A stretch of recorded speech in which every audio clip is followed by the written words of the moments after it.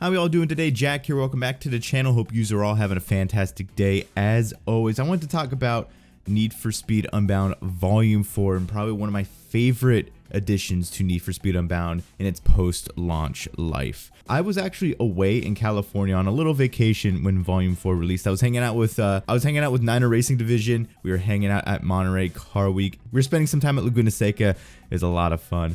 But I wasn't able to make any videos on the update. Unfortunately, the timing was just not in my favor. But I have been streaming the game recently, and overall, I really like Volume 4. It basically brings more content to what we got in Volume 3. It beefs up Volume 3.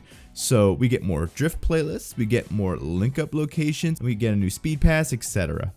And that's all fine and dandy. I'm not a big speed pass guy. There's not really a whole lot in there that interests me, but it's fine for people that like that type of stuff. But what I am a big fan of are the new Gauntlet playlists that have been added to the game. And this is a very Criterion name. Just an aside, this is a very Criterion name for these events. If you remember the Gauntlet playlists from Need for Speed Hot Pursuit, you will remember time trials where you had to escape the police. And while that's not necessarily what these events are, I like how they brought that name back. That's just a very Criterion name, I guess you could say. The Gauntlet playlists are racing playlists in Lakeshore Online where the cops increasingly come after you during race events throughout the playlist.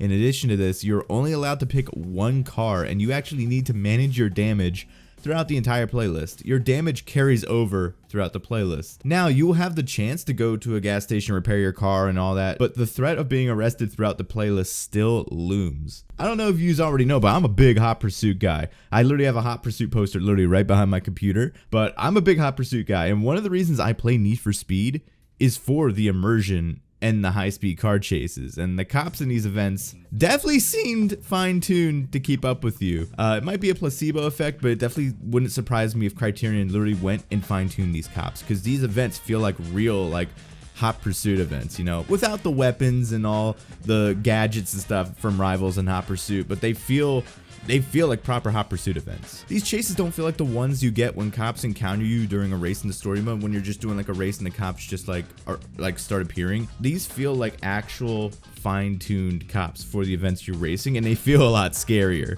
And they definitely pack more of a punch. While Criterion and EA have been making some really stupid decisions when it comes to paid DLC practices. I mean, like, come on guys, like, really? It's really refreshing to see Need for Speed Unbound actually get post-launch content almost a year after launch too. You gotta remember, Need for Speed 2015 and Payback stopped support like 6 months after launch.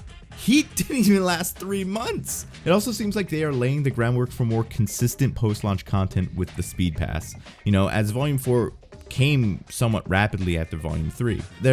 We have a firm end date for Volume 4, and hopefully when we can get the next update, you know, I would love to see content support for Unbound go into 2024 up until the release of the next game. I don't know if that's what it will be, but I would love to see that. But either way, Unbound in terms of post-launch content, actual like new modes and stuff, I'm very pleased with. There are still some things I would love to see come to Need for Speed Unbound, like matchmaking. That's probably the biggest thing I would love to see. Overall, I'm excited to see what they can bring to the table, not just with Unbound, but with the Need for Speed series as a whole. That's it for me tonight. What do you guys think about the Gauntlet playlist? Have you played the Gauntlet playlist? Be sure to leave your opinion down in the comment section down below. I just kind of winded myself out talking very fast. I'm doing the tuber voice. I just winded myself out there. That's it for me tonight. I will catch yous all later. Have a good night, everyone.